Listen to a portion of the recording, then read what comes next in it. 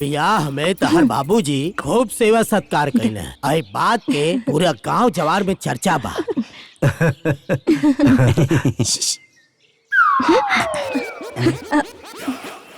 अच्छा बाबूजी, ननन जी के शादी में राव आदर सत्कार ना भइल रहे का? अरे आपन सेवा सत्कार तकनी के खूब करावेला सन। जब आपन बारी आवेला तकनी के नानी याद आ जाला। एकदम सही कहानी। हे महाराज, अरे रउआ पीतल के थरिया में ना खैले रही का? अरे पितरिया थरिया छोड़ी, हमरा बरा एकनी के पतलो घट गइल रहे। और रउआ लोगन के कपड़ा सिलाई रहल के ना? हाँ हाँ। अरे हमार कपड़ा तो छोड़ी, हमारा बेटा के 3 पीस तय रहे, लेकिन 2 पीस मिलल। 2 पीस दहलसन और हमरा के धोती दहलन जौना के कोरी ना रहे। बहुत गलत भइल। भाई साहब, हाँ वो बंधनवा छोड़ाई, सोनवा के सिकड़िया मिलल रहे कि ना मिलल रहे? हाँ बताई ना। गड़ी तो तय रहे, लेकिन आज तक ना मिलल। पूरा बुड़बक बना के हमरा बेटा से ब्याह करके हमरा के बुरी तरह ठग लेहला। ये तो बहुत गलत भइल। अच्छा बाबूजी, हाँ और काका तय भइल रहे? छोट मोट सामान तो छोड़ा दुल्हन, शादी में 4 चक्का तय भइल रहे। 4 चक्का के जगह 2 चक्का देले सन, वो मार्केट के सबसे 3rd क्लास के। 1 नंबर बुड़बक बना के हमरा बेटा से ब्याह कर लेले सन और हमरा के ठग लेले सन। अच्छा बाबूजी, अब वसूली ना, है ना? अब वसूली। दुल्हन जौन तब न देहला सन तब का दिया सन, देवे के सरदा भी तो होके के चाहिए। यह बात सही बा।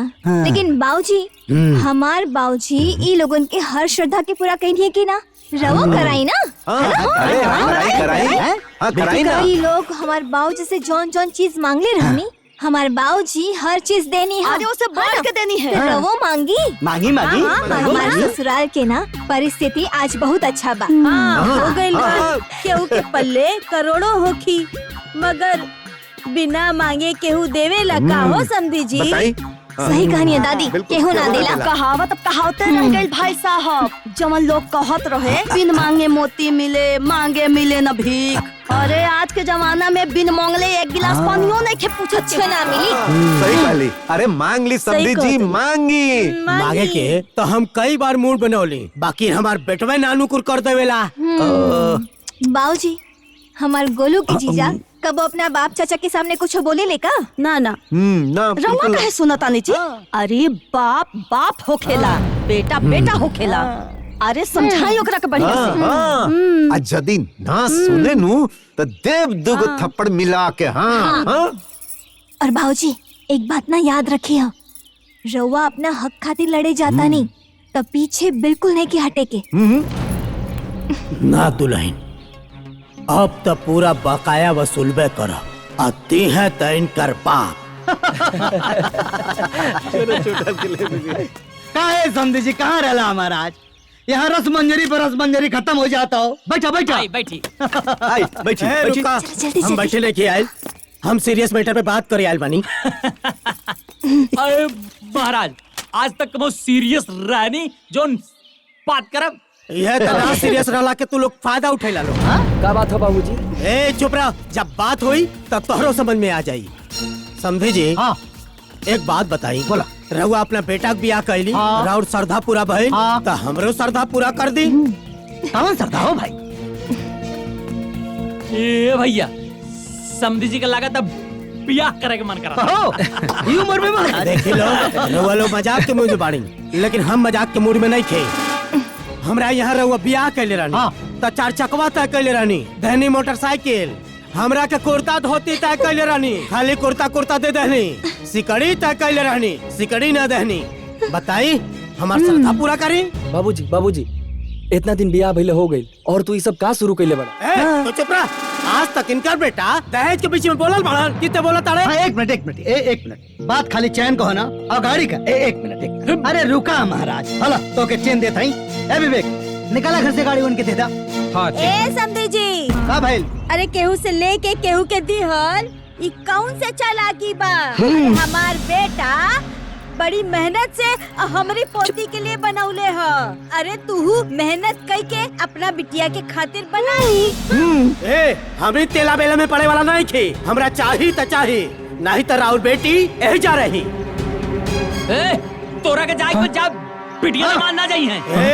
खाली बेटी दबाव ना। तो चल। अरे ऐसे कैसे जाबा? जाके दिखाओ। अबे कर, रोक के दिखावा। रोक के दिखाओ। चल निकल निकल।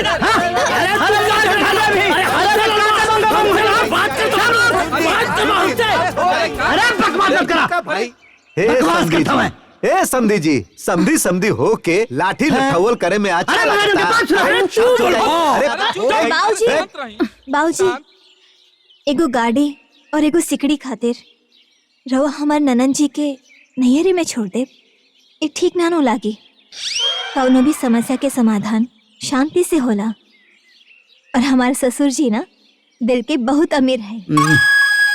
इना राउर हर श्रद्धा के पूरा कर दी है।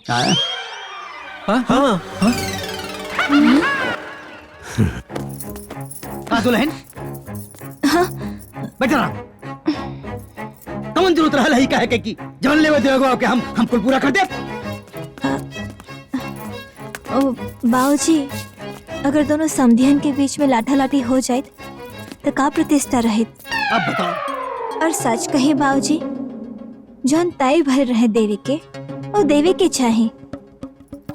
वो बेचारा के दूसर कोनो समधी भी ना है। काहे के समधी काहे के संबंध। ऐसा समधी के गले भात लगा के बाहर फेंक दे के चाहिए। चाचा जी, अगर दामाद जी के सामने उनकर बाबूजी के आप इतना बुराई करब तो दामाद जी के ठीक नानो लागी। बात तो सही है बा। यदि हम रउआ लोग के इज्जत करत नहीं तो रउआ लोगन के हमरा बाबूजी के तो इज्जत करे के चाहिए। का इज्जत कर लीजिए? बियाह के इतना साल के बाद ये दहेज लेवे का कौन टंगी चलता? अब याद आवता चर्चा कवा असुना के चैन। बुआ जी, जब तय भर रहे दिवाए के तब दिवा गई रहित ना तो आज याद ही ना आई। हाँ, ये पॉइंट वाला बात कहलू है दुल्हन। चुप रह। फूफा जी कुछ ना मिली और ये लोग का करी? ये लोग के इतना औकात बा? हाँ तो अब ये देखेगा बा कि केकर कितना औकात बा। रउआ लो मत दी, अब हम दिखाओ। अरे इनके देखा। अरे इनके क्या हो गई? इतना दिन के बाद अब जिन निकलल हा, अब दहेज चाहिए सबके। महाराज अब हमने की दहेज दे के पड़ी। अरे यार तुम पिटी पिटी रो मत भैया। हमके तो लागत आनू कौन उनका भड़कावता। ए फूफा जी का फालतू बात करत तनी? के भड़काई? सब तो परिवार के लोग बा। देख लो। अरे बाप तो बाप, बेटा भी जारी चलावता। बाबूजी चलिए यहाँ से। ये लो इज्जत देवे के लायक नहीं खे। बात तो आप समझ में आये। ते खाली हमारा बात पे रहो। गाड़ी ते लोग द्वार पे आके पहुँचाई।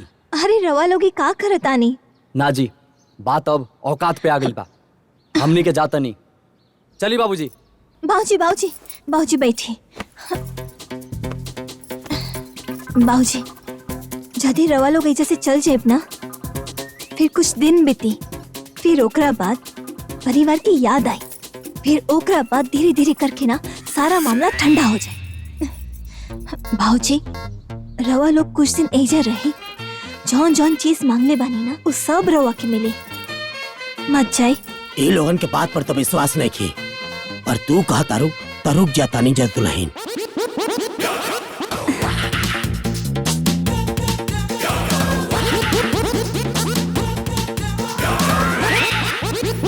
मन तो यह करा था कि उठाई लाठी और दौड़ा दौड़ा के समधी के मारी और मार मार के भगा दी।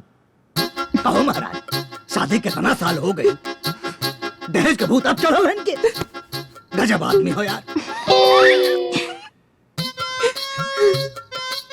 तू का सुसुक करो तारू? एक तो लोग खुदा हमारा दिमाग खराब कर ले आवे, ऊपर से तू सुसुक सुसुक के हमारा दिमाग और खराब मत करा भाई। अरे महाराज गजब, गजब मेहरारू है यार। ना मनबू रोवा मर जाए। पागल का दिमाग खराब कर दे रहा पूरा परिवार हमारा। ए भौजी मत रोवा। हाँ भाभी, अब रोवाला से करो फायदा बा। अजून समस्या बा वो समाधान करे के पड़ी ना। अब रउए बताई, हम अभी अपना बेटा के बियाह करनी है, अब फिर हम चार चक्का कहाँ से दी? अरे भौजी ये सब धमकी हो, तू इतना सीरियस मत होका। जौन दिया गल तौन दिया गल, बस बात खत्म। और नहीं तक हे बबनी, जहिया तोरा बेटी के सामने ऐसे होई ना, तहिया तोरा के पता चली। अरे तू हमरा के बुद्धि मत दा। जेकर बिटिया माटी पे रही अरे ती का जाने प्रीत पर आई।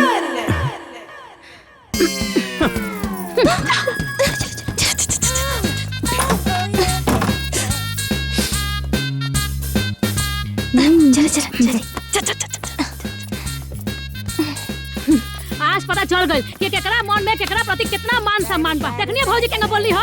हाँ तो तोहरा का जरूरत रहा हर बात में कि हर बात में लवर कूद अरे लागे। चुप रही, अपने समाज के न बोले गई हो। हमरा का पता बा कि हमरा भौजाई के मन में इतना कुर्सी पाल के बैठल बा। हाँ तो ससुराल छोड़ के नैहरे में अड्डा जमाईबू तो बेइज्जती होखबे न करी। ए बाबूनी एगो हमरा घरे देखा कि कितना श्रद्धा कहनी है। एगो तोहरा घरे, अरे तहरा घरे बिटिया छोड़ के बहन के तो कोनो कदरे नहीं हो। और न का बुआ जी देखी ना, बेटी के देवे के तय भइल रहे कब और दिया था अब। और फूफा जी शादी में दहेज देने के बाद तय ना भइल रहे का? अरे तय भइल रहे। रेडियो, घड़ी, साइकिल। अच्छा। ना रेडियो मिलल ना साइकिल मिलल। हाँ अब बढ़ानी मारो। वो एगो घड़ी 1 महीना के भीतर भीतर बंद हो गई। अचानक तारू हमनी के बियाह में बाबूजी जन मारो के भात खाई आइल ना त तरकरिए घट गई। देखी ना, रवा तो माजी से अपन समझ की बात कहनी है ना, लेकिन माजी ना एहसास दिला देनी कि बेटी और बहन में भेद होला। तो हमरो दिमाग गनगना गइल बा। अगर ओ लोग के मन में हमरा प्रति भेद बा तो हमरो प्यार खत्म। अगर इतना दिन बियाह भइल बेटी के दहेज दे तारीनु तो हमरो के देवे के पड़ी। और ना टका सुना, अब साइकिल ना मोटरसाइकिल चाहिए, रेडियो ना एलईडी टीवी चाहिए। अच्छा ना तारू घड़ी के जगह पर स्मार्ट वॉच दी है, स्मार्ट वॉच। हाँ, बिल्कुल सही कहा तानी। एक एक सामान लेवे बा, कुछ नहीं के छोड़े के। बिल्कुल नहीं के छोड़े के। ऐसे चुप बैठना से काम ना चली। चलो उठा। बड़का भैया, ए बड़का भैया, छोटका भैया, अरे कहाँ बाहर बाहर निकलो। का भेल रे? कहाँ चिल्लाता रे? का भाई तू दोनों जन मैटर हो गेल का? अरे मैटर तो हम तारा लोगन के संग करब। हमरा बियाह में जौन जौन तय भई रहे नु तौन तौन तारा लोगन के देवे के पड़ी। मतलब ई कि साइकिल के जगह मोटरसाइकिल चाहिए और रेडियो के जगह एलईडी टीवी, वो आज के जुग जमाना के हिसाब से। ए, तोर दिमाग खराब हो गेल बा का? चवन तमाचा मारो ना, दिमाग सही हो जाई। चाचा जी, यहाँ के घर के बड़ बेटी है ना, ऐसे नानो बोले के चाहिए। अरे ना ना बोले दा तनी हमहू तो देखी कि हमरा प्रति इनका लोग का मन में कितना गुरु ही भरल बा। अच्छा, अरे तोहनी ना हमरा बेटी दामाद के देख करके देखा देखी करा ताड़ा पटीदारी करा ताड़ा अपना बेटी के साथे। अच्छा, तेरा बेटी के देख के पटीदारी करता नहीं आए?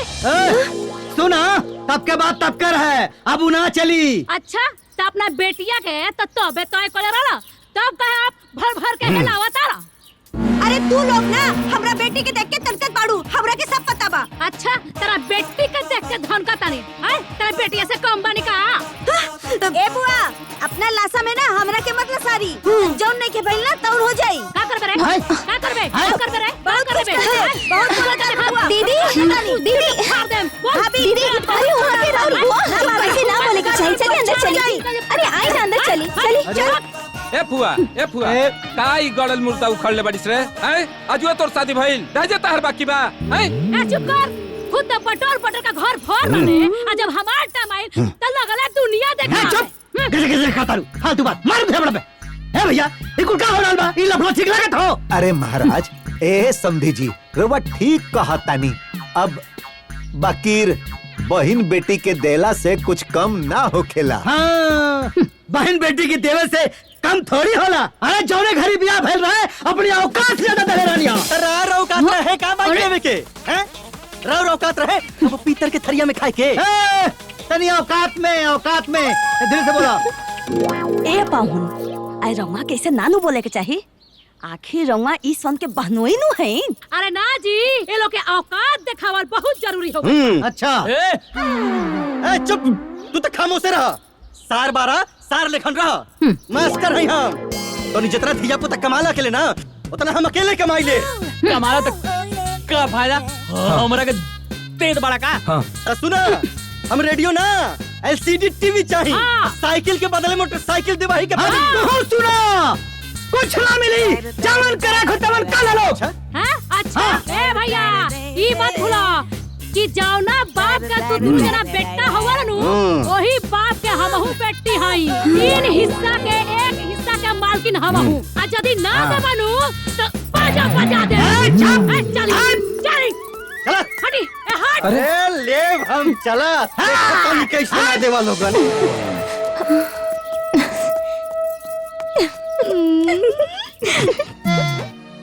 अब चाहे आबाद हुई चाहे बर्बाद, ये सब करे खातिर तो पैसा के बंदोबस्त करे ही के पड़ी ना।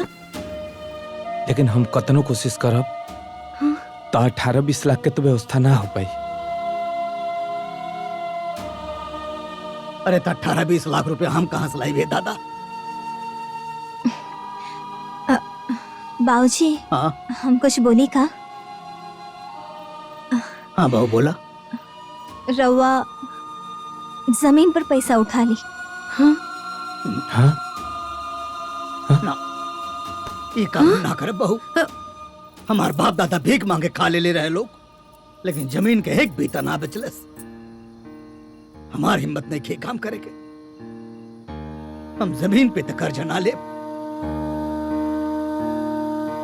हमार बाबूजी के भी राउर श्रद्धा पुरावे खातिर अपन जमीन बेचे के पड़ल रहे। हमार बाबूजी के भी उतना ही तकलीफ भइल रहे जितना आज रवा होता। बाकी बात तब प्रतिष्ठा की रहे और बात आज भी प्रतिष्ठा के बा। बात तो सही बा। ना ना ना समझे जी, हम जमीन ना बेच पाए। जमीन बेचब तो हमार कलेजा फाट जाई। अब सही कहा तानी समधी जी। अरे बिल्कुल ऐसा ही हमरो कलेजा फाटल रहे। बाकी हम जमीन बेचे खातिर थोड़ी ना कहा तानी बाबूजी। जमीन बैंक में मोर्गेज कर ली और अपन काम निकाल ली। हाँ बाबूजी, मधु बिल्कुल ठीक कहा तारी। ऐसे तो हमने के काम भी हो जाई और जमीन भी बच जाई। सरवा न जाने कहां से पाता पे दहेज को बोझ चढ़ गई बा। मारे हमारे रोआ देन घरे वाले के। हर बेटी वाला ऐसे ही रोवेला चाचा जी। ज्यादा चिंता मत करें, बात प्रतिष्ठा के बा और बहन बेटी के खुशी के बा।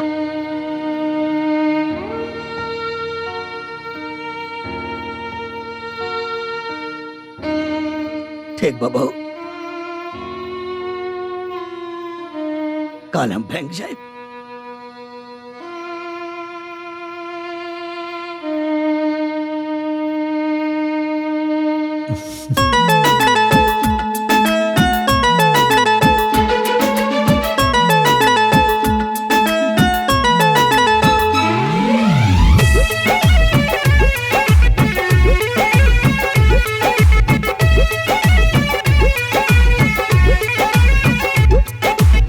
दूसरा के दर्द लागेला हाला जी।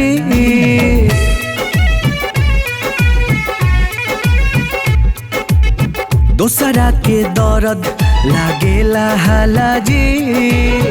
अपना पगुजरेला तबे नु बुझाला जी। दूसरा के दर्द लागेला हाला जी। दूसरा के दर्द।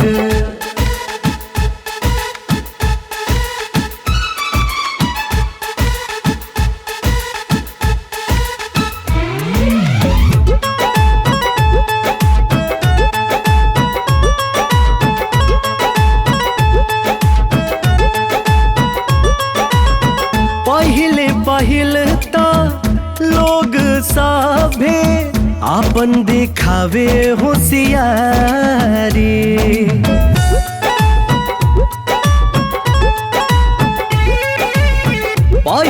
पहिले तो लोग सभे आपन दिखावे होशियारी। बुद्धि सारा फेल होके आवे जे अपन खुद के बारी। राम जी बिचारे ले जके मनबा काला जी अपना पागु जारेला तबे नु बुझाला जी दोसरा के दर्द लागेला हाला जी दोसरा के दर्द। बुढ़वा तो बैंक में रो देलस बेटी। जे बेटी वाला के रो भाई ओकरा के तो रोवे के पड़े ना बाबूजी। काले कपड़ा नापावे शोरूम में जाए वाला बना लोग। हाँ हाँ तो अपन कुल बतला बहुत अच्छे से लिया बाबूजी। ठीक बा बेटी। आई दहेज लोभियन के मुंह पे एगो तमाचा होई। हाँ हाँ बाबूजी।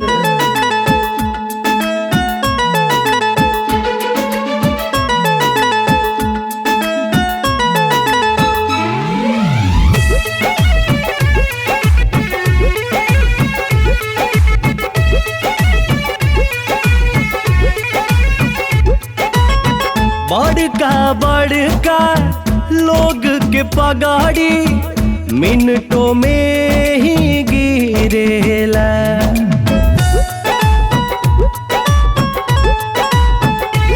अरे बड़का लोग के पगाड़ी मिनटों में ही गिरेला। सारा है कहड़ी निकलेला हो बाप के बाप जब निकलेला। दूसरा के ढहबा तो निकल दीवाला जी अपना पागु जारेला तबे नु बुझाला जी दूसरा के दर्द लागेला हाला जी दूसरा के दर्द। ए बेटी जब अपना पे गुजरेला ना तब पता चलेला कि तकलीफ का होला। सब एक हमरा के बर्बाद करके घर छोड़ के चल गए। पता ना कहां से ओकरा के हमनी के बराबरी के बोझ चढ़ गइल बा। वो कहल जाला ना लाभ हानि जीवन मरण जस सब जस विधि होय।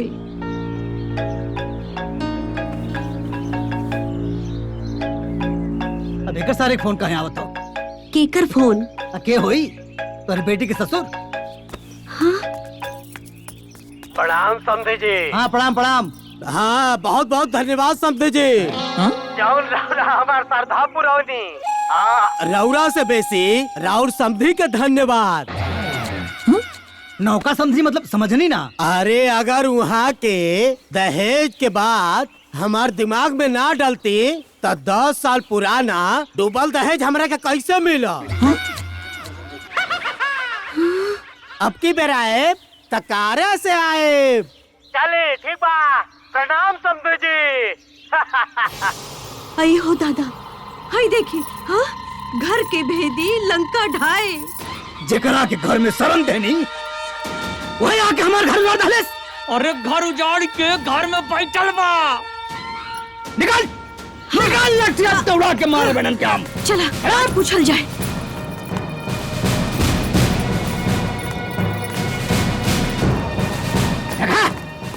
भाई सानियन बैठ के हुरत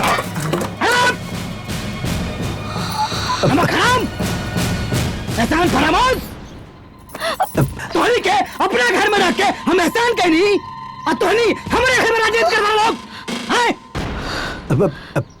ए समधी जी ये क्या कहत है नहीं? चुप सारे बेईमान चालबाज धूर्त इंसान। हमनी सन के हित के भड़का के सब लुटा देले। हमनी के सब पता चल गइल बा। रुक अब भाई तोरा के बता रुक। हमारे हित बन के हमारे घर में रह के हमारे घर उजाड़ता रे। निकल आज यहाँ से सब के निकाल के छोड़। बाबूजी अरे समधी जी ई रुआ बाबूजी ए समधी जी क्या करता रही? अरे रुकी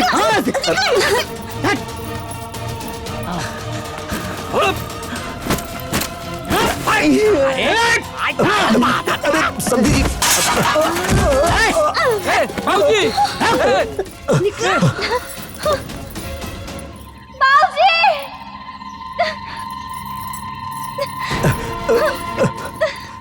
बाबूजी बाबूजी ई का करता नहीं रवा लोग हमरा बाबूजी के साथे क्या करता नहीं घर फोड़न हो तो हर बाप पूछा तो के मालूम है का कले नहीं हमके सब पता बा यहाँ की जान कुछ भी कही नहीं हमरा कहला पे कही नहीं उठी बाबूजी हे भगवान ते कैसन पतो बाड़ी दुल्हन तोहरा के लक्ष्मी बना के हम अपना घर में ले आनी हां लक्ष्मी हो कुलच्छनी ये सब हम ऐसे कही नहीं कि रोज सब लोगों के पता चले के चाहिए कि हमारे बाबूजी कितना तड़प के साथ है रोज सब लोगों के एक एक डिमांड के पूरा कैले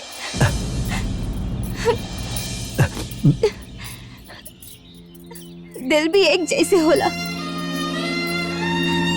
दर्द भी एक के जैसे होला आंसू भी एक के जैसे होला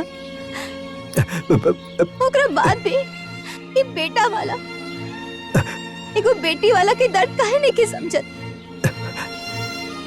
आखिर ये दहेज के जौन लहू लोगन के मुंह में चढ़ गइल बा वो कैसे छूटी ई घर से खाली हमार बाबूजी हमार माई हमार दादी हमार भैया ना हम वो घर से जाए काहे कि हमार बाबूजी के बाजू में अभी उतना दम बा कि वो अपना बेटी के जीवन भर अपना साथे रख सकीले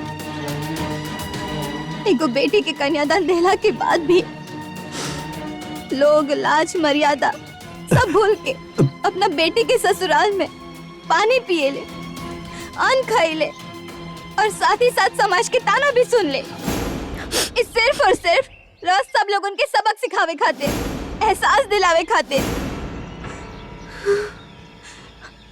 बाकी अब हम ऐसा ना रहा हमने के जाता नहीं सर चलिए बाबूजी मधु ए मधु अरे रुक जा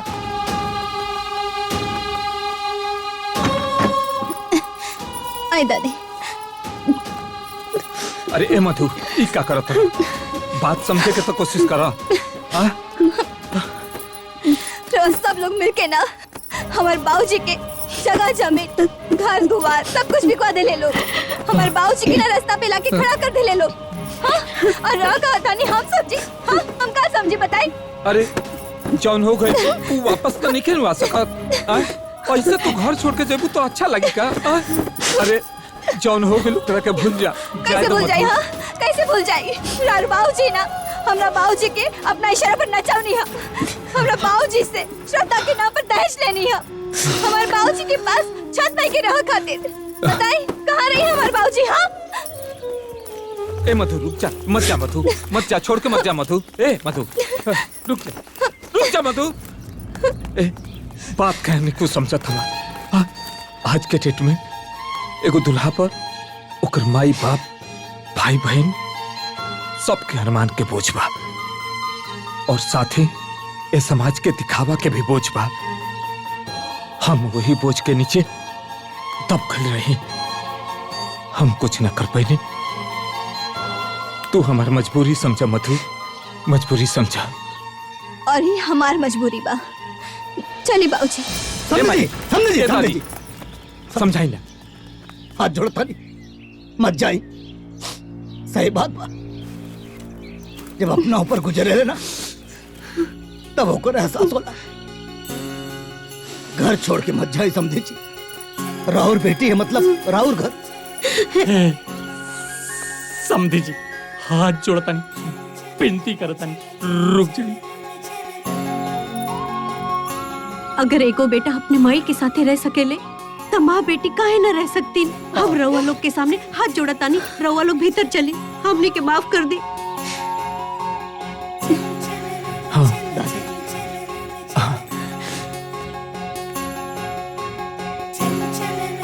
दादी रहुआ हमारे माई की उम्र के बाद रहुआ सब यहाँ से चल जाए तो हम पाप का प्रायश्चित कैसे करब घर छोड़ के मत जाए लोग ए समधी जी, एक तो पहले ही हम अपना बेटी के घर के अन्न खा के गलती कर देले बनी, अब फिर वही गलती मत कराई। समझे जी को बात बताई, सारा नियम कानून खाली बेटी खातिर काहे होला, बेटा खातिर काहे ना। हम आज इस समाज के जितना नियम कानून रहे सबके विरोध करता नहीं, और हुआ से हाथ जोड़ के अनुरोध करता नहीं, घर छोड़ के मत जाए। बात तो सही कहा तनी, सब नियम हम बेटी वाले के खातिर काहे, हमनी के राउर के अनुरोध मंजूर बा।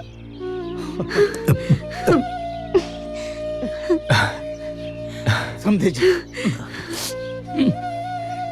दादी तो हमारा अनुरोध स्वीकार कर लेनी, रहू अभी हमार अनुरोध स्वीकार कर ली, जो हमने दूर सब दिन भाई भाई नहीं रह सके। माफ कर दी।